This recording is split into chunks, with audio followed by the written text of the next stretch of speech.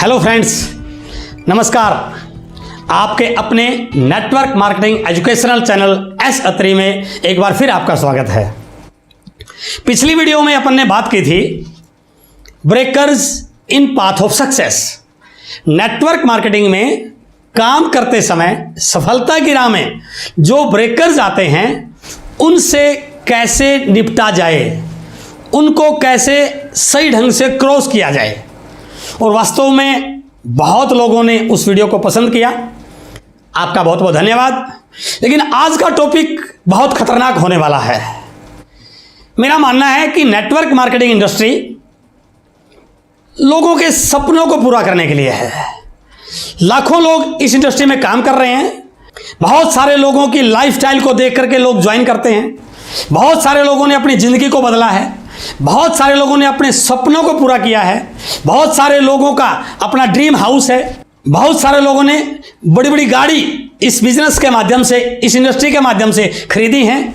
और उन लोगों की लाइफस्टाइल को देख के बहुत सारे लोग इस इंडस्ट्री में आते हैं। तो ये जो सारी चीज़ें इस इंडस्ट्री से मिल रही हैं, क्या वो सब लोगों के पास हैं? आते तो सब लोग इसी उद्देश्य के लिए हैं, लेकिन सारे के सारे इन सारी चीज़ों को प्राप्त नहीं कर पाते। क्यों? कारण क्या है?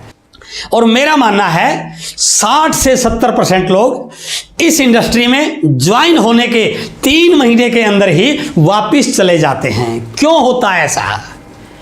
जैसे एक व्यक्ति ज्वाइन करता है, बड़ी एक्साइटमेंट के साथ आता है, अपने ड्रीम्स को इस बिजनेस के माध्यम से पूरा होते हुए देखता है, लेकिन वो फील्ड में जब निकलता है, लोगों के पास जाता है, लोगों को प्लान दिखाता है और सामने वाला कई बार ऐसा रिएक्ट कर देता है, उसकी बात को अनसुना कर देता है और वो 5, 7, 10 लोगों की ना सुनने के बाद ये फैसला कर लेता है शायद ये इंडस्ट्री मेरे लिए नहीं बनी है।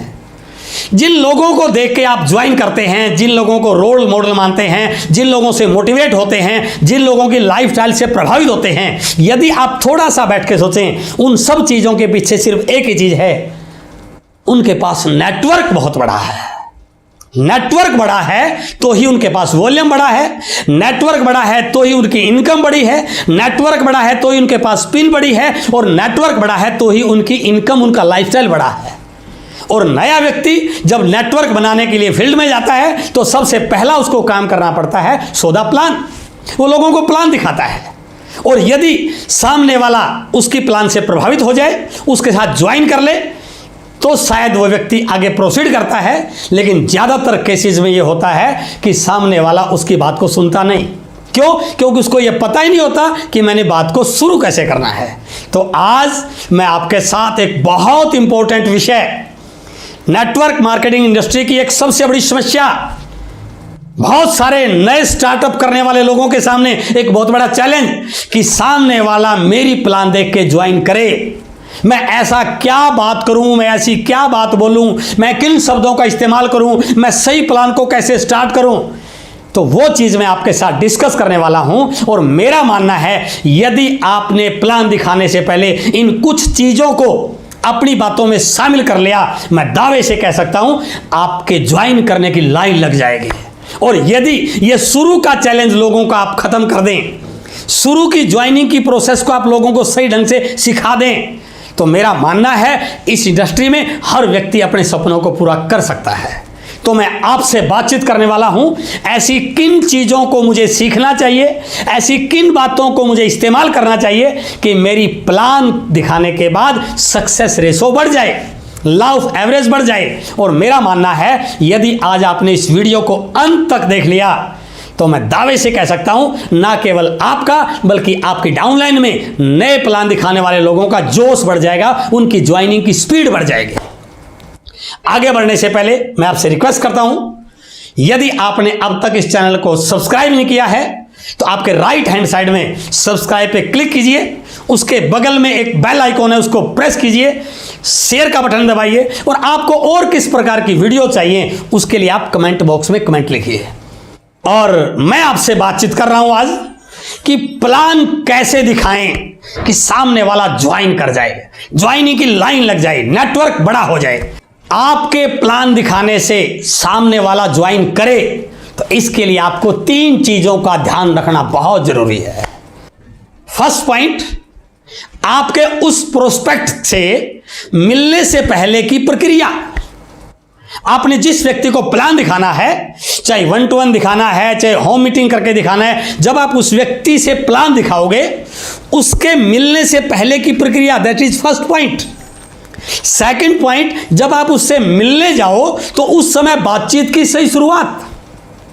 And the third point is, उसके बाद आपका प्लान प्रेजेंटेशन। ये प्लान प्रेजेंटेशन आपका अंतिम टास्क है, लेकिन ज्यादातर लोग क्या करते हैं, शुरू में जाते भिड़ते ही सीधा प्लान दिखाते हैं। यह गलती कभी नहीं करनी है। प्लान आपने बिल्कुल लास्ट में दिखाना है, उससे पहले 2 प्रोसेस और करनी है। द फर्स्ट वन इज मिलने से पहले की प्रक्रिया।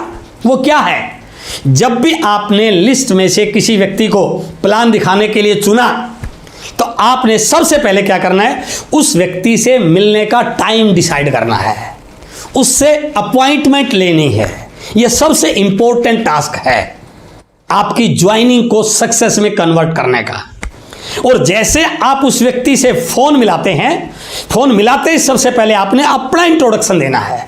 बहुत सारे लोग गलती क्या करते हैं, फोन मिला के सामने वाले से पूछते हैं कौन बोल रहा है। नो, ये गलती नहीं करनी है। सबसे पहले आपने फोन मिलाया, जैसे उसने फोन को पिक किया, शुरू में ही आपने उसको नमस्कार, गुड मॉर्निंग, जो भी आपको लगता है बात कीजिए और अपना परिचय दीजिए। सर, मैं सो एंड से बोल रहा हूं, क्या मैं मिस्टर एक्स से बात कर रहा हूं?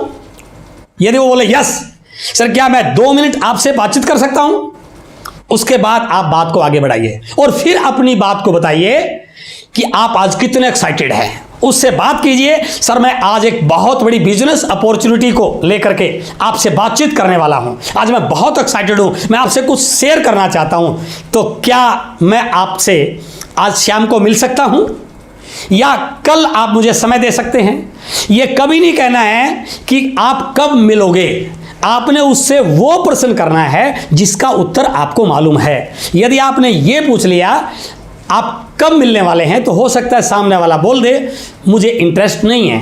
तो आपने फोन कॉल करके अपॉइंटमेंट लेते समय इस बात का ध्यान रखना है कि उससे एक्साइटमेंट में बात करनी है, क्यूरियोसिटी क्रिएट करनी है और बात करते समय यह बताना है, यदि आपका नोन है कि सर मैं आपसे मिलना चाहता हूं, एक बहुत बड़ी बिजनेस अपॉर्चुनिटी को लेके मैं आपसे बात कर रहा हूं। अब यहां पर 2 प्रकार की सिचुएशन क्रिएट होगी। हो सकता है वो आपसे अपॉइंटमेंट दे दे और जब भी आपने टाइम दिया वो ये बोल सकता है कि कल शाम को मैं मिल सकता हूं, लेकिन ये भी तो हो सकता है वो आपसे मिले ही नहीं। तो फिर आपने क्या करना है, फिर आपने बात को थोड़ा सा डाइवर्ट करना है। फिर बोलना है कि सर मैंने इस बिजनेस के बारे में कई लोगों से बात की, मेरे पिताजी से बात की, लेकिन मैं आपको जानता हूं आपके लाइफ के डिसीजन हमेशा बहुत अच्छे रहे हैं, मैं आपसे बहुत प्रभावित हूं, मैं आपसे जस्ट एक राय लेने के लिए आ रहा हूं। एक बहुत बड़ा काम मैंने शुरू किया है और उस काम में आपसे राय लेना चाह रहा हूं, तो क्या मैं आपसे आज शाम को या कल मिल सकता हूं? डेफिनेटली वो आपसे यस करेगा, वो मिलने का टाइम देगा। ये आपका मिलने से पहले की प्रक्रिया है, यह आपका मिलने से पहले का प्रोसेस है और 90% आपकी सक्सेस यही हो जाती है यदि आप उससे सही तरीके से अपॉइंटमेंट ले जाते हैं। तो अब आपकी अपॉइंटमेंट सेट होगी, चाहे प्लान दिखाने के लिए चाहे राय देने के लिए। अब सेकंड पार्ट क्या है, अब उससे मिलने जाना है, सही टाइम पे जाना है, लेकिन मिलने जाने से पहले कुछ चीजें आपको ध्यान रखनी है। घर से निकलो, अपने आप को चेक करके जाना है, अपने हुलियों को चेक करके जाना है, अपनी ड्रेस को चेक करके जाना है। एक लीडर की तरह, एक बिजनेसमैन की तरह आपने उसके सामने जाना है। यदि आपके पास सूट है तो बिल्कुल सूट पहन के जाइए। First impression is the last impression. तो आप एक प्रॉपर ड्रेस में जाइए, लाइट कलर का शर्ट, डार्क कलर की पैंट, ब्लैक शूज, टाई लगी हुई हो तो बहुत जोरदार, डायरी हो, फाइल हो और पूरे कॉन्फिडेंस के साथ जाइए। और ध्यान रखना है जब उससे मिलने के लिए जाओ तो आपने कुछ ऐसा ना खाया हो कि आपके मुंह से बदबू आ रही हो। प्याज खा के नहीं मिलना है, माउथ फ्रेशनर लेके जाना है, क्योंकि पहला प्रभाव यदि आप बना पाए तो आपकी बहुत सारी सक्सेस इसी में आ जाएगी। और जैसे उससे मिलने के लिए जाओ, यह भी ध्यान रखना है कि आपके जूते के अंदर जो जुराब है वो ठीक ठाक होनी चाहिए, साफ सुथरी होनी चाहिए। ऐसा नहीं कि अंगूठा बाहर निकल रहा उसमें से। और जैसे उससे मिलने के लिए जाओ, डोरबेल बजाई, घर से उनकी मैडम आई, वो मिलने के लिए आए, जाते जो भी लोग हैं आपसे बड़े हैं उनको नमस्कार कीजिए, अदब से मिलिए। और जैसे वो आपको गेस्ट रूम में इनवाइट करते हैं बैठने के लिए, तो कोशिश कीजिए जूते बाहर उतारिए। यदि वो कहे तब भी जूतों को बाहर उतारिए। हो सकता है घर में अभी अभी सफाई की हो, तो आप उनको बोले सर मैं बाहर से आया हूं, मेरे जूतों को हो सकता है कुछ डस्ट लगी हो और मैं सफाई को बड़ा पसंद करता हूं, इसलिए मैं जूते बाहर ही उतारूंगा। पहला प्रभाव, भीड़ते ही गुगली फेंक दी आपने, आपका एक प्रभाव क्रिएट हो गया कि यार बंदा संस्कारों वाला लगता है, स्वच्छता वाला लगता है। और जैसे अंदर जाके बैठे, पहली 3 से 4 मिनट माहौल को अच्छा बनाइए, सामने वाले को कंफर्टेबल फील कराइए। बैठते बैठते यदि आपने उसके घर में कुछ ऐसी चीज नजर आ रही हो, उसकी तारीफ कीजिए। उसका छोटा बच्चा है, उसके बारे में 2 अच्छे शब्द बोलिए, उनकी मैडम को, उनको, कितना प्यारा बच्चा है, बड़ा होनहार बच्चा है, बड़ा क्यूट है। लेकिन यह ध्यान रखना है, तारीफ सच्ची करनी है। यदि उसकी नाक बह रही है और फिर आप बोलते हैं कितना क्यूट बच्चा है, तो क्या लगेगा, ये मक्खन लगा रहा है।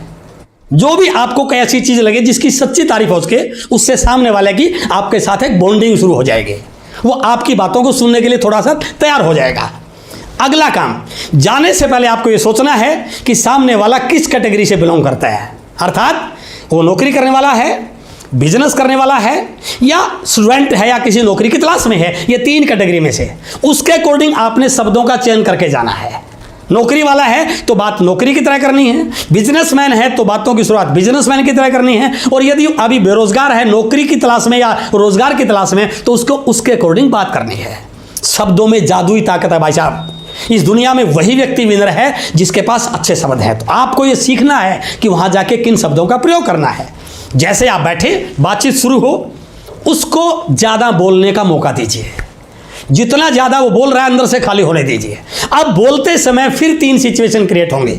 सामने वाला हो सकता है लिसनिंग मोड में हो, सामने वाला हो सकता है डिफेंसिव मोड में हो, या सामने वाला हो सकता है रिजेक्टिव मोड में हो। आपको समझना है। अब आपको ध्यान रखना है, यदि वो रिजेक्टिव मोड का भी है, आपकी प्लान का, आपकी बात का, आपके बिजनेस का विरोध भी कर रहा है, तब भी आपने चुपचाप सहन कर लेना है।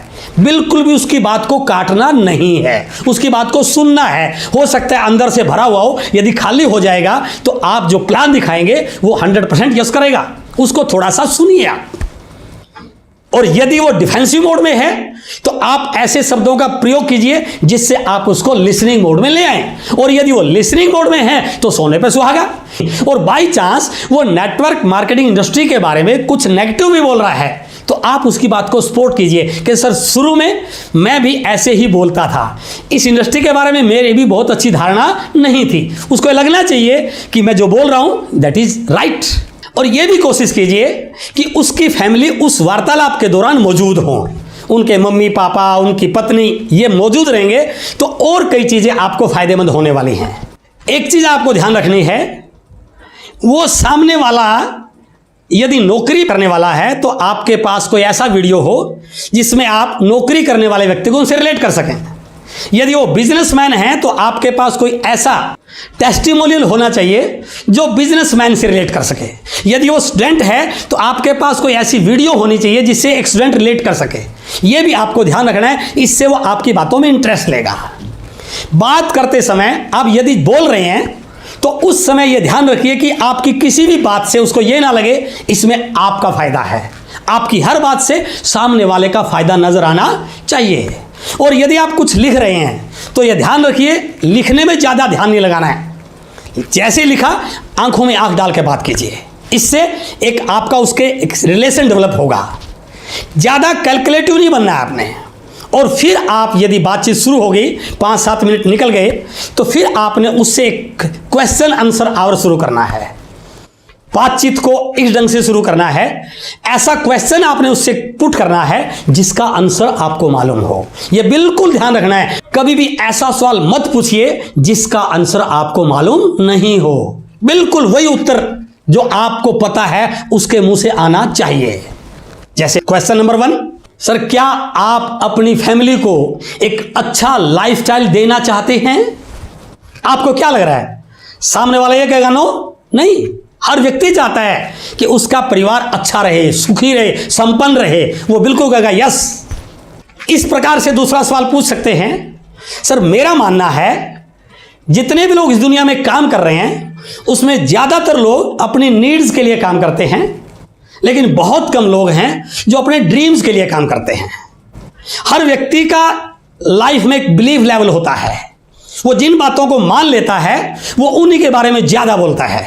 और जैसे आपने उनसे बात की कि बहुत सारे लोग नीड्स के लिए काम करते हैं, लेकिन कुछ लोग ड्रीम्स के लिए भी काम करते हैं। सर आपका भी लाइफ का बहुत अच्छा अनुभव है। मैं आपसे जानना चाहता हूं आपकी इसमें क्या राय है कि आप नीड्स के लिए काम करते हैं या ड्रीम्स के लिए काम करते हैं। अब यहां पर उत्तर दोनों में से एक ही आएगा। या तो वो बोलेगा मैं नीड्स के लिए काम कर रहा हूं, और या बोलेगा ड्रीम्स के लिए काम कर रहा हूं। यदि वो बोलता है कि मैं ड्रीम्स पे काम करने वाला व्यक्ति हूं, फिर आप सहज से उसे बोल सकते हैं कि सर गुस्ताखी माफ है, मैं इसके लिए पहले से खेद प्रकट कर रहा हूं। क्या वर्तमान में हम जो काम कर रहे हैं पिछले 10-15 साल से, यदि इसी काम को अगले 10 साल करते रहें, क्या इस काम से वो सारे ड्रीम पूरे हो जाएंगे? और सामने वाला जरूर सोचेगा और वो डेफिनेटली कहेगा इस काम से ड्रीम पूरे नहीं हो सकते हैं। फिर आप अपने कंसेप्ट के बारे में, डायरेक्ट सेलिंग के बारे में, इससे आने वाले इनकम के बारे में, इससे होने वाले टर्नओवर के बारे में फिर आप मार्केटिंग प्लान शुरू करेंगे। लेकिन बाई चांस वो ये कहे कि नहीं ड्रीम व्रीम कहाँ पूरे होते हैं सर, इस महंगाई के ज़माने में ज़रूरतें पूरी हो जाएं तो बहुत बड़ी बात है। फिर आप उससे सहजता से पेपर पे लिखिए कि सर मेरे पिताजी ने, आपके पिताजी ने जिंदगी भर बहुत मेहनत की, क्या उन्होंने पूरी लाइफ संघर्ष नहीं किया? वो डेफिनेटली कहेगा बिल्कुल किया। क्या वो अपने परिवार की अच्छी लाइफस्टाइल देखना नहीं चाहते थे? वो बिल्कुल कहेगा देखना चाहते थे। सर मेरे पिताजी ने 40-50 साल तक काम किया, आपके पिताजी ने भी किया होगा, लेकिन 40-50 साल काम करने के बाद भी घर में कोई परिवर्तन नहीं आया। और वही काम मैं और आप कर रहे हैं। हम भी 40-50 साल काम करते रहेंगे तो कुछ भी नया होने वाला नहीं है। एक बार जरूर सोचिए, जब हमारे पिताजी की मेहनत करने से, हमारी मेहनत करने से कोई बदलाव नहीं आया, तो क्या यही काम हमारे बच्चों को करना नहीं पड़ेगा? सर दुनिया में उन्हीं लोगों ने बड़ा काम किया है जिन्होंने बदलाव को स्वीकार किया है। आज एक नया बदलाव हिंदुस्तान में दस्तक दे रहा है।